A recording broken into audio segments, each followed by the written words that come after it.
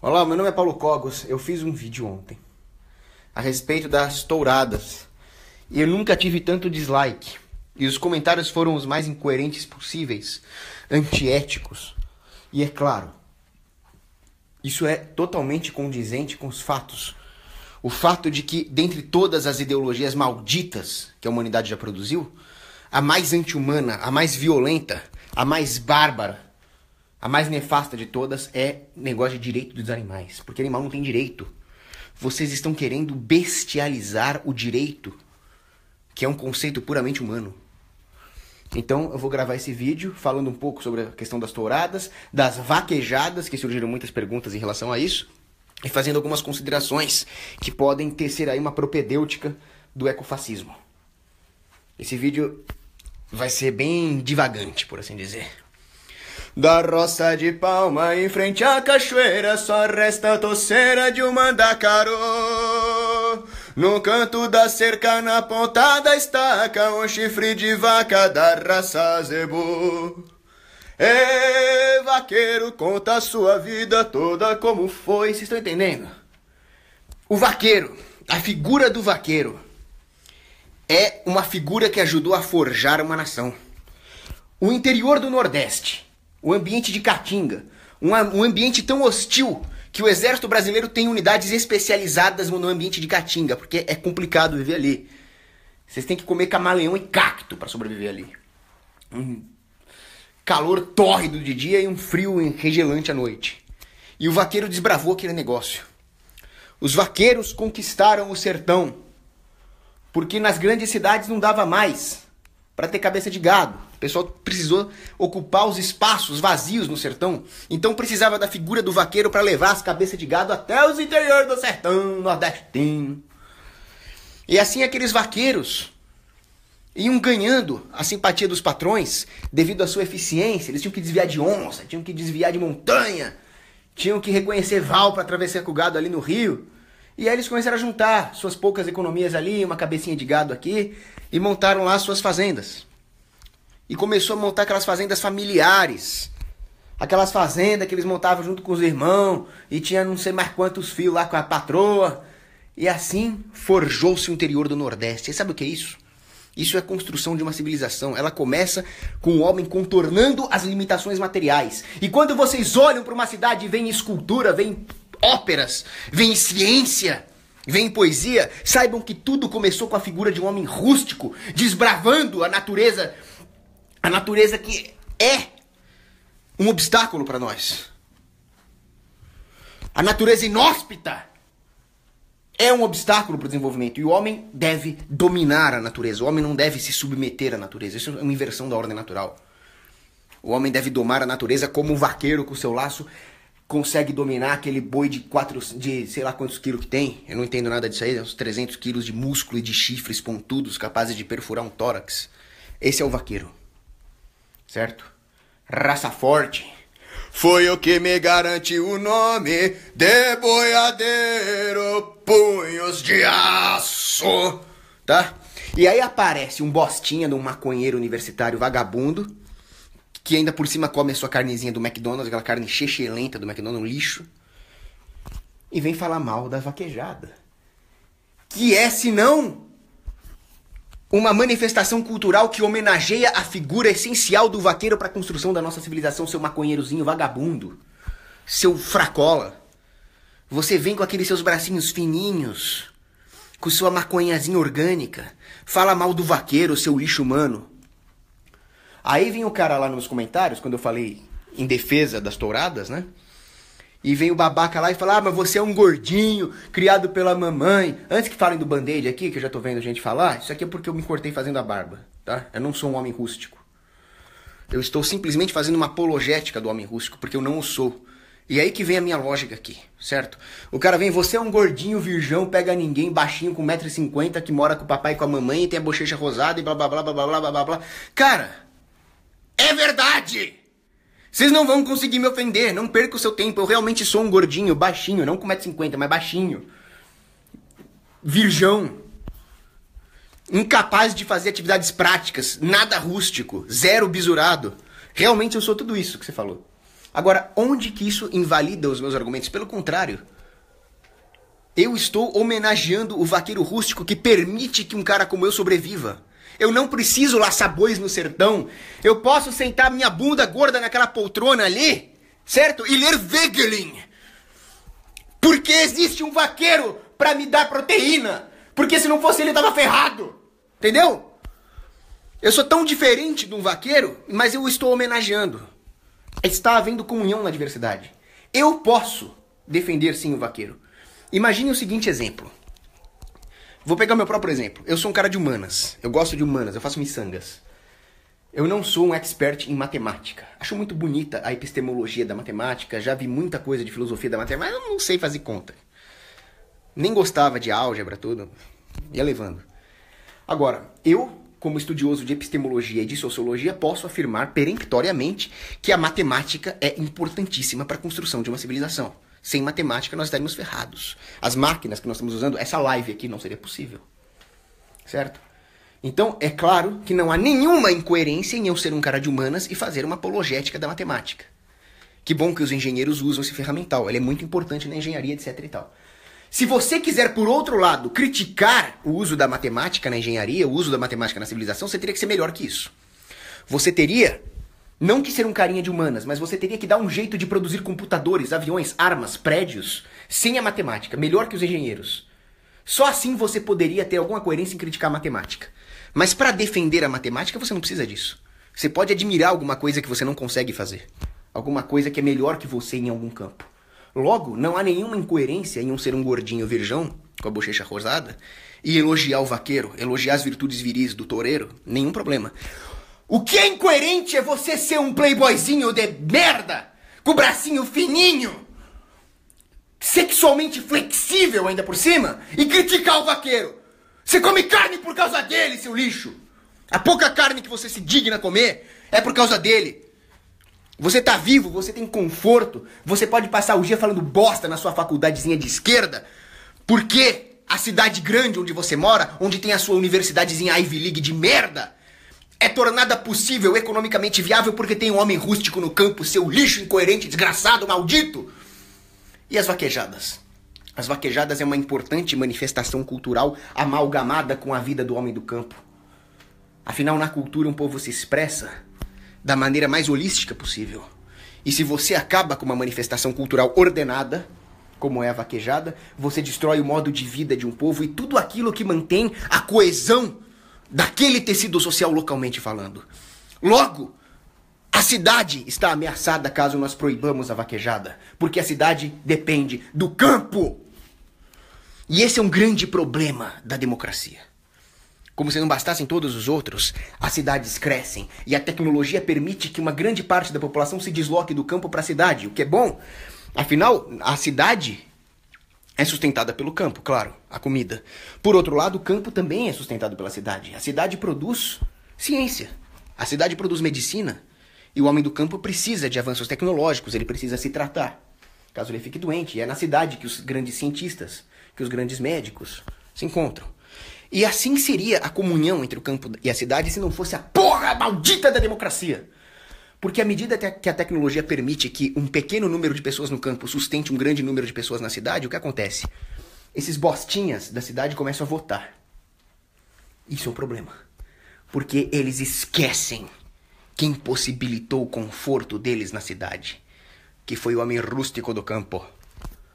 E aí eles começam a votar coisas que não condizem com o modo de vida do campo e querem impor a viadagenzinha urbana em cima do homem rústico do campo. E assim, a cidade sempre vota mais à esquerda que o campo. Podem reparar. A não ser que haja outras distorções, como Bolsa Família. Aí você vai ver o campo também votando em políticos de esquerda, por causa desse suborno. Mas, em geral, o campo tende a ser mais conservador que a cidade. No campo econômico, talvez haja menos discrepância. Mas no campo da moral conservadora, o campo é mais conservador. Logo você vai ver a cidade votando a favor do desarmamento, por exemplo. Porque esses putos não imaginam que você precisa de uma arma para defender a sua fazenda. E aí eles votam a proibição da vaquejada. Eles esquecem tudo aquilo que forjou o homem rústico. Eles esquecem tudo aquilo que, ao forjar a civilização do campo, sustenta a civilização da cidade. A democracia, portanto, elimina a comunhão que existe entre campo e a cidade e gera uma guerra entre as duas. E se você destrói o campo, você destrói a civilização inteira. O campo tem uma vantagem muito grande. No campo, a propriedade privada é melhor definida. Tanto é que quando os pioneiros lá da costa leste americana avançaram para o oeste, o velho oeste, surgiram várias formas privadas e espontâneas de demarcar propriedade privada. Já na cidade, onde aglomera-se a classe parasitária política, a propriedade privada fica bem mais nebulosa. Aí vem aquela conversinha, a rua é pública, o parquinho é público, o cacete A4 é público. Lá no campo, com o homem da cidade, surge uma delimitação de propriedade privada claríssima na forma de cercas. Nesse sentido, o campo é mais saudável que a cidade. Mas aí, os homens da cidade começam a vir com aquela conversinha mole. Vamos fazer reforma agrária, todo mundo tem direito à terra, o MST. Você sabe que quando o Papa João Paulo II, São João Paulo II, veio pra cá, ele ficou abismado com esse negócio de sem terra. Ele falou, como assim sem terra?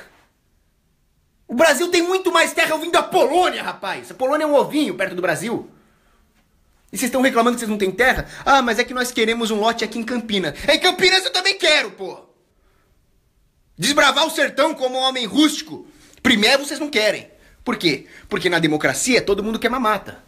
Como diria Frédéric Bastiat, o Estado é a grande ficção, onde todo mundo quer viver à custa de todos os outros. Só que você é os outros, rapaz. Acorda. Né? Acorda pra vida. E assim, essas políticas anti-ordem natural, anticonservadoras, necessariamente destruirão o habitat propício ao conservadorismo, que é o campo. E a civilização não vai aguentar de pé. As grandes cidades sem agricultura, ninguém segura sua marcha ré. Querido sertão, poderosa raiz, sem você meu país não aguenta de pé. Tião Carreiro e Pardinho. E você aí ouvindo o seu Justin Bieber, o seu, como é que é o nome daquela outra bosta lá?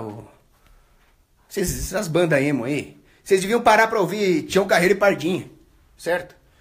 Então vocês querem proibir vaquejada porque é crueldade com os animaizinhos. Vamos voltar a falar. O pessoal me acusou de incoerência. Falou que eu não sou católico. O mesmo cara que dizia que não era católico me manda pro inferno. Agora, esses caras não leram os textos. Esses caras não leram nem o catecismo da igreja. A igreja é contra usar animal pra... Você não leu nem o catecismo da igreja, que permite sim que o homem use o animal. Que o animal está aí para servir o homem. E o que a Igreja Católica condena é, moralmente falando, o sadismo puro. Ou seja, o que a Igreja condena é o homem se divertir em causar dor ao animal por sadismo puro, sem nenhuma outra utilidade. É isso que a Igreja condena. Agora, malandro, espera só um pouquinho. Vocês não leram nem o catecismo. E vocês vêm me acusar de não ser católico. Você acha que querer que outro cara vá pro inferno, fala que você não é católico, você vai ser torturado pelo capeta, você acha que você é católico? Espera um pouquinho. Enquanto vocês não leram nem o catecismo, eu tô lendo aqui a fonte primária do catecismo, Denzinger, olha o tamanho disso, tá? Isso aqui é desde os pais da igreja. Então, vamos estudar um pouquinho, tá? Primeira coisa, eu defendo as touradas porque o objetivo das touradas não é o sofrimento do boi. O objetivo das touradas é a exaltação das habilidades do toureiro, não tem nada a ver com fazer o boi sofrer. Da mesma forma, a vaquejada, ela é uma exaltação das habilidades necessárias para que você coma o seu bifinho no almoço. É exatamente assim que um boiadeiro tem que agir, como nas vaquejadas. E vocês estão esquecendo da ordem natural. A ordem natural é que há uma hierarquia e o homem está acima dos animais. E os animais não estão mais próximos do homem, eles estão mais próximos dos minérios. Se vocês pegarem, por exemplo, a Suma Teológica de São Tomás de Aquino, ele vai falar a respeito de uma hierarquia da filiação divina. Que o cara vai, os animais também são filhos de Deus. Os animais são tão filhos de Deus quanto a chuva.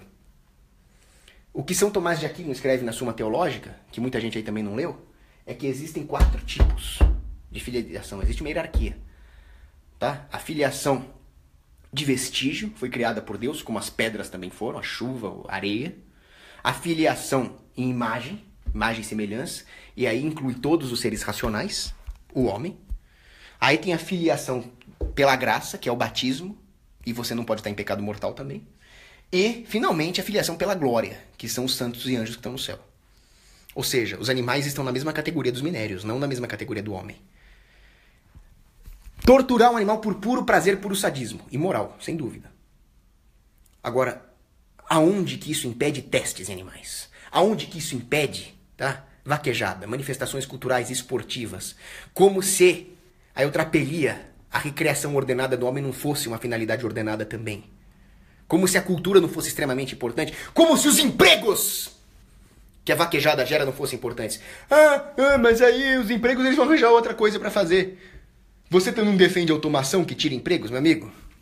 Eu defendo a automação porque a automação elimina a necessidade de trabalhar. Não é que ele elimina o emprego.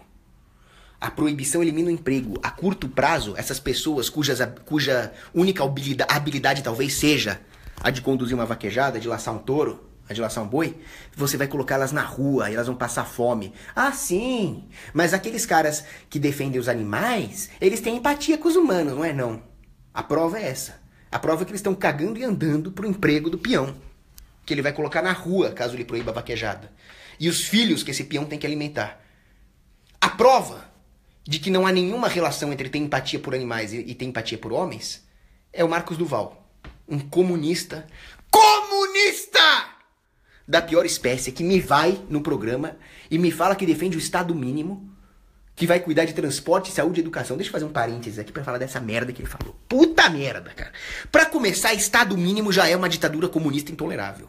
Estado mínimo é o caramba.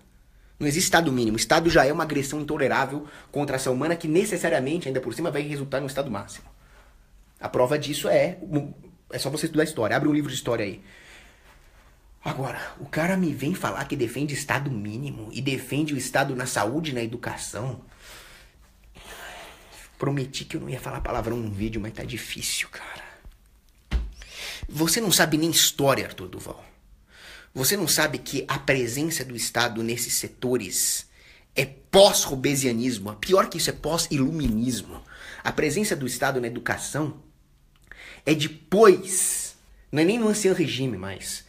É depois que a reforma protestante já estatizou toda a ideologia moral e ainda por cima veio o iluminismo e a república e transformou a propriedade privada em propriedade coletiva, filosoficamente falando, e colocou todos os setores de atividade humana na mão do Estado, que veio essa ideia melequenta de que o Estado tem que cuidar da educação. Vai estudar Frederic Bastiat.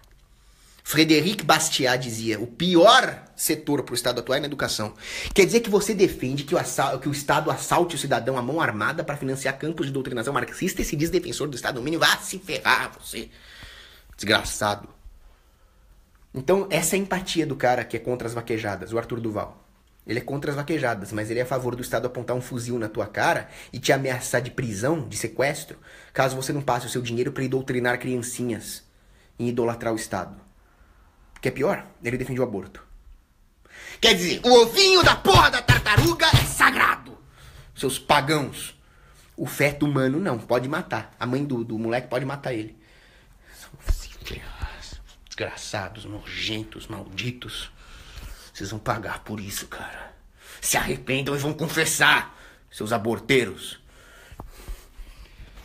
E justamente, filosoficamente falando, para você realmente ter uma empatia pelo homem, é preciso entender de onde vem a dignidade do homem e vem da sua filiação divina em imagem. Ele é criado à imagem e semelhança de Deus. Se você não entende isso, você vai ter falsas empatias. Você vai ter empatia pelo bichinho, porque o bichinho é fofinho. Ele vem lá e te dá uma certa alegria temporal ali. Quer dizer, você gosta do próprio prazer que você sente de brincar com o bichinho. Você não tem uma empatia genuína e caritativa. Porque você não entende nem de onde ela vem. Se você acha que humano e animal é a mesma coisa, você perdeu o lastro da empatia, que é a dignidade que existe per se no homem por ser filho de Deus. Por ter sido criado à imagem e semelhança de Deus. Ou seja, você pode muito bem gostar dos bichos. Eu gosto muito de gato. Eu gosto de gato igual o Ernest Hemingway gostava de gatos. Ele gostava demais. O museu dele lá tem 70 e poucos gatos. Mas o homem tá acima. Se você não entende isso, você não é capaz de ter empatia por ninguém e você cai na mesma esparrela do Hitler. O Hitler tinha uma empatia enorme por animais. Mais que pelos humanos. Não preciso dizer onde nisso acabou, né? Aliás, a Alemanha nazista foi pioneira em direitos dos animais, em leis ecológicas. Aliás, o termo ecologia foi forjado por um biólogo chamado Haeckel, que dizia que homens e animais são exatamente a mesma coisa e você não poderia dizer que uma vida humana vale mais que a de um animal. É isso que os doutores da igreja medievais temiam que acontecesse. O resultado disso é que as pessoas jogam futebol do lado de corpos humanos mortos quando aquela ponte de Niterói desabou. Jogam futebol do lado do cadáver, como se o cadáver fosse um pedregulho que tivesse lá. Ao mesmo tempo, quando uma porra de uma baleia encalha na praia, eles vão lá chorar. Ah, baleinha, morreu! Se fuder, vai fazer óleo de barbatana aí, para de me encher o saco, rapaz. Então, nós estamos caminhando por uma situação grotesca com esse negócio de direitos dos animais. Porque primeiro vem esse tal de Haeckel falar que homem e animal é a mesma coisa. Com isso, você não nivela os animais por cima. Porque eles não são niveláveis por cima. Se você nivelar eles por cima, você vai sacrificar a espécie. Nós precisamos matar para comer. No mínimo. Nós precisamos fazer testes de animais para não deixar com que os nossos semelhantes morram de câncer. Então, ao colocar homem e animal no mesmo patamar, você já está nivelando por baixo. Você está colocando o homem no nível dos animais. Não existe mais nenhum lastro metafísico que te dê alguma obrigação moral em relação aos homens. Você gosta do bichinho porque ele é fofinho. Primeira fechada que você tomar no trânsito, ele vai querer matar o cara. Primeiro maluco na rua que te chamar de cu de lixa, você vai querer meter um processo nele. Assim você vai ter esse esfacelamento do tecido social. Certo? Então não vem com esse negócio de animal é igual homem. Só que aí vem coisa pior. Vem o Clube de Roma. Clube de Roma, deviam ser todos mortos a tiros de Mag 762, juro pra você, cara. Se eu pudesse, se eu fosse a prova de bala, eu chegava com uma Mag 762 lá no Clube de Roma. Just die, motherfuckers! Ou então igual aquele filme lá, o Doom, né? Simplify! Motherfuckers! Era isso que eu faria. O Clube de Roma disse que a Terra é um organismo. Ou seja, eles não sabem biologia básica, né? Eles não sabem a definição de organismo. A Terra não é um organismo, a Terra é uma bola de rocha com lava dentro. E eles falam, a Terra é um organismo. E este organismo está com câncer. E este câncer é o homem. Quando você ficar doente, vai se tratar com banda, seu filho da puta! Vagabundos! Ou seja, toda essa porra aí de direitos dos animais, de ecologia, esse histerismo ecológico aí, é uma ideologia anti-humana. E o Papa Bento XVI já falava sobre isso, a histeria ecológica. Essa ideia do Bento XVI, do Papa Bento XVI, não é compartilhada pelos esses nojentinhos dos teólogos da libertação, esses lixos. Bento XVI muito bem excomungou esses caras. Teólogo da libertação está excomungado, ou pelo menos está destituído do cargo de teólogo oficial da igreja. Por que vocês acham que o Bento XVI foi obrigado a renunciar? Os Illuminati estão atacando a Cúria Romana. Certo? E aí vem esses padrequinhos nojentos da teologia da libertação fazer propaganda de ideologia anti-humana, eugenista. Cheguei a ver até um movimento pela extinção voluntária da humanidade, cara. Que porra é essa? Se mata, então, não enche o saco. E esses mesmos caras são comunistas. Tem aquele lixo desgraçado, excomungado do demônio chamado Júlio Lancelotti. Um padre devasso. Nem dá pra chamar esse cara de padre. E ele fica aí falando contra a reforma trabalhista. O que ele quer? Ele quer ferrar mais ainda o trabalhador? Ele tá a serviço das grandes corporações fascistas que lucram com esse monopólio forçado causado pela legislação trabalhista, ou os grandes sindicalistas. É isso que ele faz. Inclusive, eu tenho outros boatos a respeito desse Júlio Lancelotti. Me contaram, inclusive, que ele deu em cima de uma menina de 13 anos. Se é minha filha, ele já tava no colo do Baal. Para com essa putaria aí. Não tenho provas disso, me contaram, tá? Só pra evitar processos aqui. Agora, por falar nisso, eu quero que vocês saibam de uma coisa, antes de prosseguir no vídeo. Eu quero que vocês saibam de uma coisa. Eu não faço vídeo pra pegar mulher. Eu não faço vídeo pra ter like. Eu não faço vídeo pra ser agradável. O que eu falo aqui não é bonitinho. Não é bonitinho você chegar aqui e falar animal não tem direito nenhum. Animal não é sujeito de direito! Isso é verdade, nua e crua, mas não é bonitinho. Mas o meu vídeo não é pra ser bonitinho. Vocês estão me confundindo com quem? com o Felipe Neto. O Felipe Neto, sim, é um prostituto que muda de opinião como ele muda de roupa, de acordo com a popularidadezinha dele no Ibope, lá, as porra dos caras que vê os vídeos dele. Aí ele muda, ele fica até viado, ele dá até a bunda pelos views. Tá? Ele troca cu por view. Pinta até o cabelo de rosa ali. Aqui não tem essa merda, não! Aqui é como dizia João Paulo II. Nós vamos falar a verdade, nem que voltemos a ser apenas 12, como eram os apóstolos. Quer chorar? Chora. Quer processar? Processa. Quer me mandar tomar no cu? Manda. Tá? Tô nem aí. Aqui é a verdade. Se eu errar, é erro técnico. Não é erro moral. Tá? E se eu errar por erro moral, é porque eu não sou santo o suficiente, mas eu tô nessa busca pela verdade. Como Santo Agostinho buscava. Não tô me comparando a Santo Agostinho, eu tô lá na lama ainda. Mas me prostituir por view, me prostituir por like, pode esquecer. Então, resumindo esse vídeo aqui, animal não é sujeito de direito. O feto é. Ah, mas o feto também não raciocina, o feto também não é capaz de argumentar, moralmente falando. O feto não é capaz... Meu amigo, o que dá o direito é a filiação divina. Dá um argumento não cristão. Cara, eu sou cristão, eu defendo uma sociedade cristã, eu defendo a volta da Idade Média, eu defendo a Inquisição e Cruzada. Aqui meus vídeos são cristãos. Se você não gostou, você pode procurar outro youtuber, tá? O direito vem da filiação divina. É possível você argumentar racionalmente em defesa dos direitos. É possível, inclusive, você depreender a própria fé através da razão. E existe, como dizia mais uma vez São João Paulo II, que está brilhando no meu vídeo hoje. A fé e a razão são as duas asas através das quais o homem alça a verdade. E ainda que exista uma hierarquia entre as duas e a fé esteja acima da razão, vale ressaltar isso, a nossa razão é limitada, a fé está acima, a razão e a fé nunca vão entrar em contradição. Então, se você usar a razão, você vai poder definir o comportamento moral preferível e assim por diante. Você vai ver que o homem, sendo capaz de refletir sobre os direitos, ele pode depreender que eles existem e valem para o homem. Mas por que então que um retardado, um bebê, um velho com Alzheimer, alguém em coma, alguém dormindo, tem direitos mesmo não argumentando? Porque esses direitos se estendem a toda a classe ontológica. O problema dos liberalecos é que eles esquecem a metafísica. Eles não sabem nem o que é metafísica. Tem gente aí que passa mal só de ouvir falar em metafísica. Mas, em metafísica, você estuda que existe um indivíduo, um ente, e ele sempre pertence a uma classe ontológica maior. E os direitos que Deus nos dá pela nossa filiação divina se estendem a toda a classe ontológica do homem. Então, o homem racional dotado de inteligência e vontade, sendo, portanto, capaz de ordenar as suas razões segundo um objetivo, e aí nós já estamos indo na praxeologia misesiana, este homem, obviamente, possui direitos e você pode depreender isso racionalmente.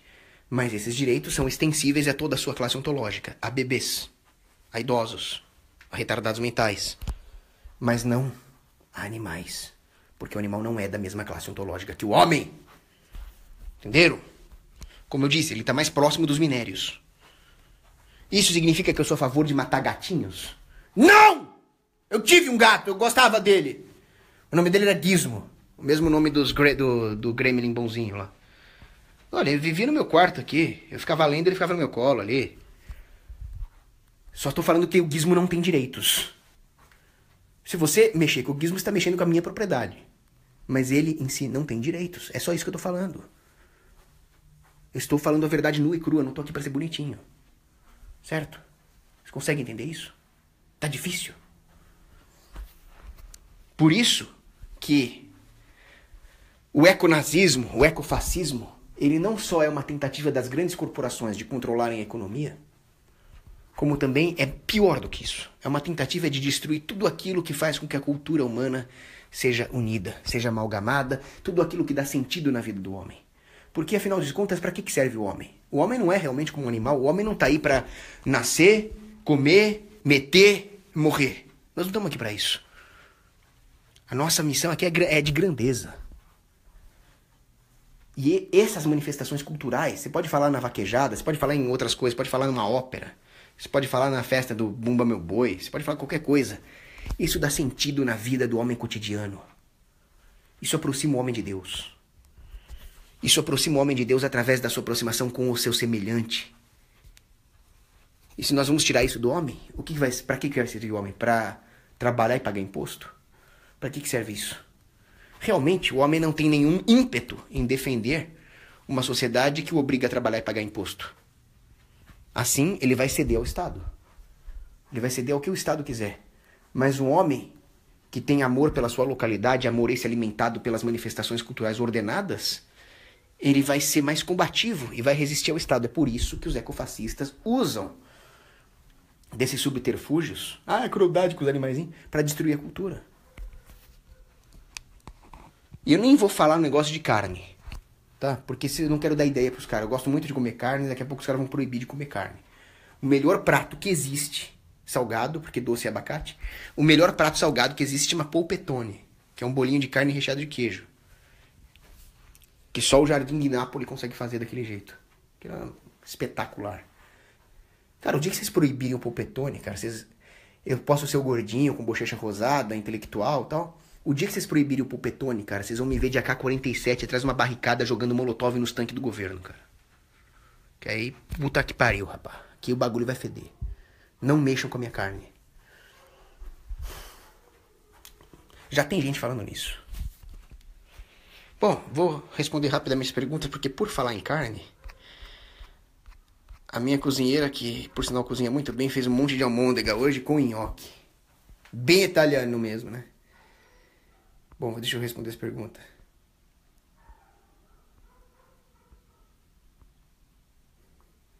Felipe Francisco pede pra eu cantar Pepe Moreno, tá? Próxima live vai ser, então, Felipe, uma introdução de Pepe Moreno. Eu amo o Rio Araguaia.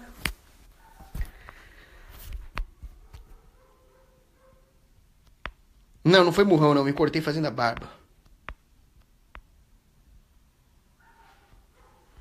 Opa, o Glaucio Israel pergunta: o Olavo de Carvalho é um libertário não assumido, uma vez que ele simpatiza com algumas ideias? O Olavo de Carvalho é um cara que não está conseguindo desenvolver uma coerência no seu pensamento político. Ele leu Hans Hermann Hoppe, mas não entendeu. Ele não foi longe o suficiente. Ele tem alguns pontos ilógicos que o impedem de avançar. Mas realmente ele tem uma defesa interessante do indivíduo diante da coletividade. Ele tem bons estudos filosóficos. E ele tem muita coisa boa para falar. Olavo de Carvalho. Então eu não gosto de muita coisa que ele fala. Ele até me xingou uma vez, xingou o Quioca e tal. Mas sem dúvida há coisas boas no que ele fala. E todos têm alguma coisa para acrescentar. Todos não, vai. Você não tem nada que acrescentar do Estopa lá. Esse cara é um lixo. Mas o Olavo de Carvalho sem dúvida tem. Então, por pior que seja um neocon, etc., é como num dos evangelhos apócrifos, tem um cachorro que estava podre ali no chão, e os apóstolos ficam enojados com aquela cena, aquelas moscas ali, era um bicho que estava no chão. Não sei se era um cachorro, sei lá, era um bicho lá. E aí Jesus Cristo fala, olha a beleza da dentição dessa criatura. Parecem pérolas. Então, por mais que aquilo fosse um cadáver putrefato, Jesus Cristo nos mostra a beleza da dentição daquele bicho. Então, o Olavo de Carvalho pode ter os seus defeitos, mas há muitas pérolas, no bom sentido, né? Há muita coisa brilhante no que ele fala. Inclusive, minha próxima live, a pedido da Caroline de Toni, vai ser sobre o filme Jardim das Aflições. Só preciso ter um pouco de tempo, que tá difícil.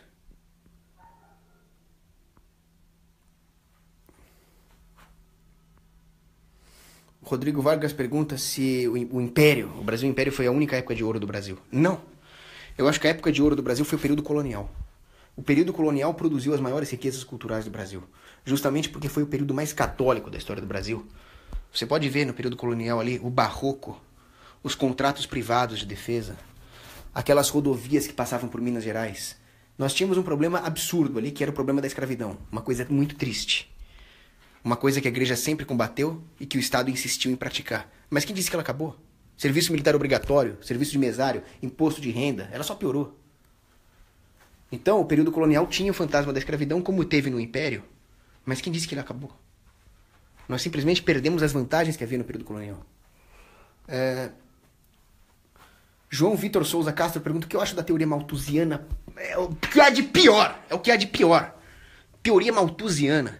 A teoria malthusiana ignora a ação humana, ignora o engenho humano, ignora a capacidade do homem de aumentar a produtividade da unidade do terreno. É um absurdo. Um cara que era malthusiano era aquele mergulhadorzinho de merda que devia ter morrido afogado, chamado Jacques Cousteau. Que pena que aquele cara não morreu afogado. Ele dizia, nós temos que matar 300 mil pessoas por dia. Por que não começa se matando, filha da mãe, desgraçado? E aí ele falava, ele e um outro ecofascista de merda lá, falava que a Inglaterra seria inabitável nos anos 80. Porque a população ia explodir, ninguém ia ter espaço nem para se locomover. Não aconteceu. A Inglaterra tá acabando por outros motivos. Por outros motivos, seu infiel kafir, né? Não por isso.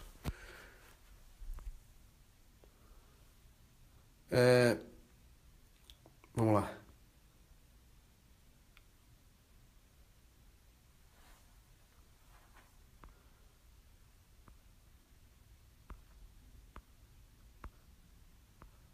Não, para com esses comentários absurdos aí. Cara, essa live tá na minha timeline ou tá no libertarianismo? Que eu tô vendo gente que não é do libertarianismo, que é gente dos meus contatos pessoais aqui e tá comentando. Será que eu acabei fazendo live na minha timeline? Isso é ruim, cara. Eu não queria perder muitos amigos.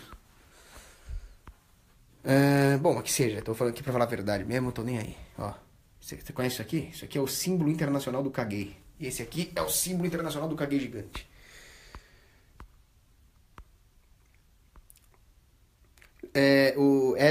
O Pedro Tomásia Silva pede uma recomendação de um livro sobre a Inquisição. Eu tenho um aqui do professor Felipe Aquino, sobre a Santa Inquisição. Deixa eu ver se eu acho aqui que tá uma bagunça. Teoricamente, todos meus livros católicos deviam estar aqui, né? Santa Teresa d'Ávila, São Tomás de Aquino. Bom, sei lá. Mas tem um livro muito bom do professor Felipe Aquino, sobre a Santa Inquisição. E se você vir os cursos do Padre Paulo Ricardo, será que está aqui? Se você vir os cursos do Padre Paulo Ricardo sobre a Inquisição, ele também vai falar. Mas, resumindo, a Inquisição, como eu já disse, foi um avanço jurídico. A Inquisição medieval combateu hereges da pior espécie que matavam mulheres grávidas, certo? E a Inquisição espanhola, que cometeu ali seus abusos, com Torquemada e assim por diante, ela não foi uma iniciativa da igreja, mas ela foi uma iniciativa do Estado, dos reis da Espanha, que ameaçaram o Papa e falaram, ó, se você não autorizar essa Inquisição, nós vamos fazer igual o Henrique VIII vai fazer ali. Foi antes, inclusive, mas ele fazer igual. Nós vamos fazer uma reforma protestante aqui. E aí o Papa, infelizmente, teve que ceder. Mesmo assim, ela matou muito menos do que se diz. A Inquisição Espanhola tem um saldo de mortes muito, mas muito menor em muitos anos do que a Revolução Francesa tinha em um mês de Canterre, né? Bom, deixa eu avançar um pouquinho, porque eu não quero que esse vídeo fique muito grande. Eu não quero que essa porra fique muito grande.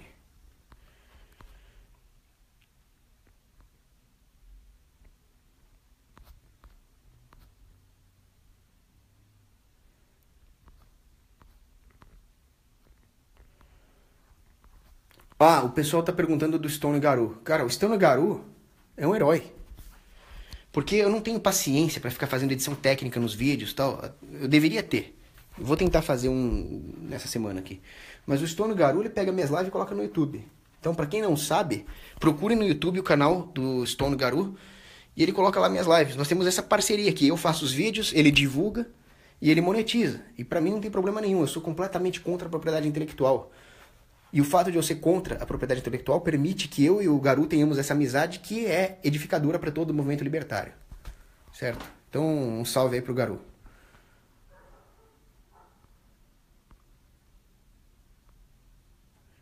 Jean Carlos pergunta, qual a sua opinião sobre uma monarquia parlamentarista? Para mim, uma monarquia parlamentarista é tão monarquia quanto um mico-leão dourado é um leão. Não é monarquia. Monarquia é um rei. Fim. Eu sou contra qualquer forma de Estado. Seja ela uma monarquia clássica, seja ela uma monarquia parlamentarista, ou seja o pior tipo de governo que existe, que é a democracia. Eu sou sempre contra.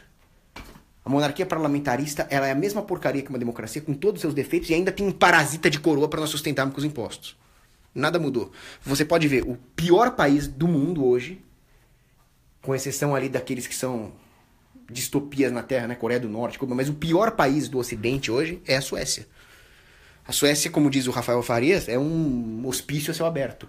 Está sendo destruído. E é uma monarquia parlamentarista. Mas por que deu uma merda tão grande? Porque lá é uma democracia. Tá? Só por isso.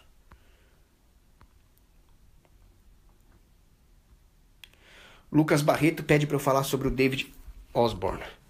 Cara, eu tô numa live com a minha cara aqui. Eu não posso falar isso. Só posso dizer uma coisa. Osborne is a fucking hero!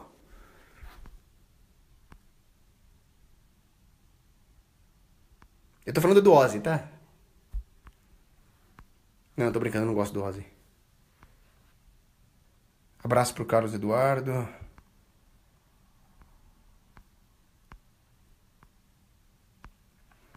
Daniel Hobbs é um mito.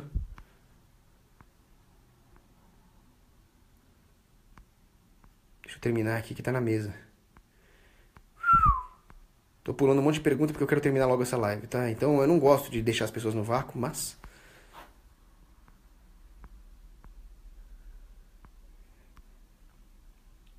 Ah, sim. Essa frase do Olavo de Carvalho não poderia deixar de ser dita nessa live. Me perdoem as meninas, mas chegou minha licença de caça, pau no dos ursos. Frase mítica do Olavo de Carvalho.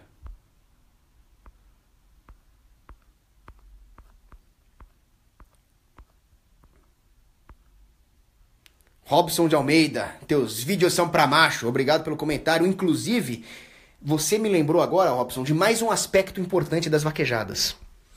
As vaquejadas, além de ser uma manifestação cultural, as touradas também, elas são um esporte. E o esporte tem uma função civilizacional importantíssima. Tudo bem, eu sou gordinho e tô falando de esporte. Eu não sou bom de esporte. Eu era sempre o último a ser escolhido na escola para educação física, qualquer coisa o pessoal vai fazer. Oh, Cogos no meu time não, professor. Pô, sempre foi assim, tudo bem. Eu posso elogiar o esporte. Da mesma forma, mas eu não preciso ser bom nele. Eu posso fazer uma apologética intelectual do esporte, porque a minha função é fazer apologéticas intelectuais, não é ser um esportista. Ou seja, um médico, ele precisa ser bom de diagnóstico clínico. Ele não precisa ser bom de roubar bola. Quem tem que ser bom de roubar bola é o zagueiro, mas o médico pode ser fã do zagueiro do time dele. Logo, eu sou fã da função civilizacional do esporte quando ela não é usada para manipular as massas. Certo? A Iugoslávia comunista era especialista em usar o esporte para manipular a massa. O país comunista é especialista nisso. Mas o esporte, como manifestação cultural local, tem uma função civilizacional importante, que é a garantia da perpetuação dos valores viris, da competitividade e da exaltação da força e da coragem. Quem falava isso era ninguém menos do que o general Douglas MacArthur. O general Douglas MacArthur falava, inclusive, que as habilidades esportivas estão entre as primeiras qualidades de um combatente. E uma nação precisa dos seus combatentes. Eu sou um fã de história militar. Meu grande ponto é que as Forças Armadas deviam ser privadas, não do Estado. Mas eu sou um fã de militarismo. E o esporte é essencial. Napoleão Bonaparte também dizia o seguinte: a resistência à fadiga para um soldado é mais importante do que a própria coragem em batalha. Resistência à fadiga. E esportes como a vaquejada, a tourada, são esportes de macho que favorecem a exaltação cultural dessas habilidades, separa o forte dos fracos, gera emprego para pessoas que sem isso não teriam tantas oportunidades de trabalho, porque são habilidades físicas, e hoje no mundo tecnológico as habilidades físicas são menos valorizadas, a não ser na vaquejada, e portanto elas mantêm uma estrutura de emprego de habilidades físicas que pode muito bem ser importante em caso de uma emergência civilizacional. Vocês já pararam para pensar que o seu confortozinho que vocês têm hoje pode de repente acabar no caso de um colapso?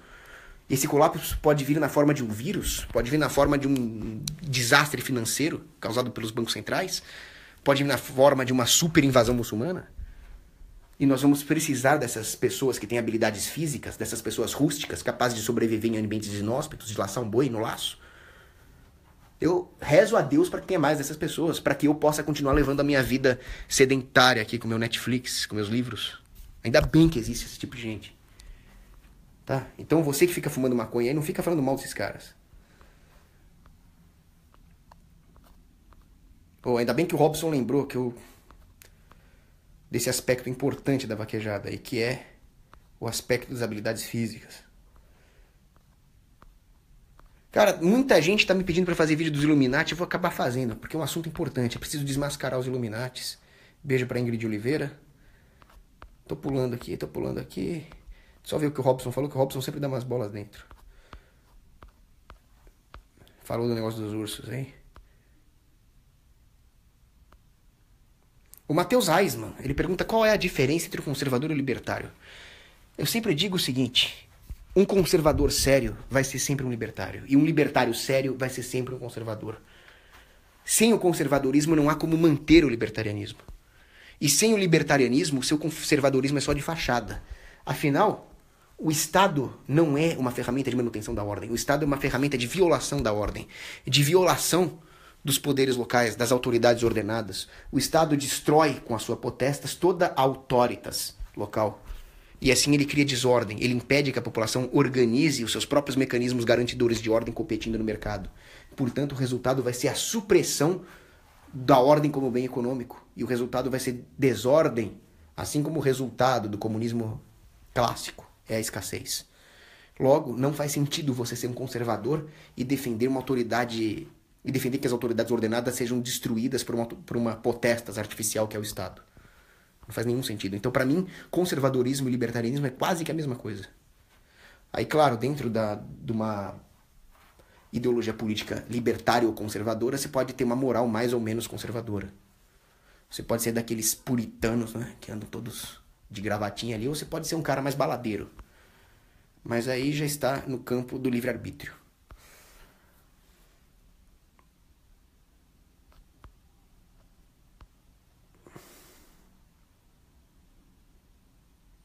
Alice Sartori diz que existe um estudo dizendo que o desarmamento evitou 133 mil mortes. Deixa eu pegar um livrinho para você ver aqui. Agora, tá tudo tão bagunçado que eu não sei se eu vou achar, mas o livro se chama Mentindo com Estatísticas. Será que é? Não, não é esse não. É que eu tava fazendo um monte de estudos da vida dos santos aqui, tá uma bagunça. Mas tem um livro chamado Mentindo com Estatísticas. A esquerda é especialista nisso. Você pode pegar.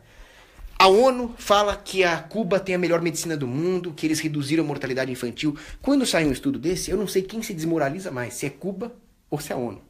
Mas o fato é que eles mentem. O fato é que as armas são usadas...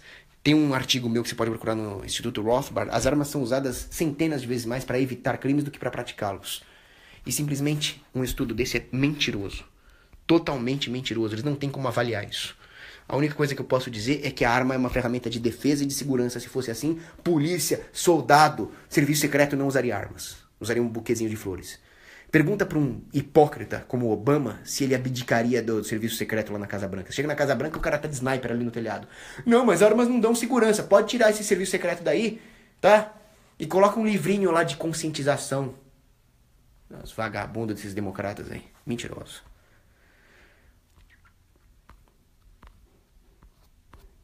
Ó, eu vou pular todas as perguntas aqui porque eu cansei.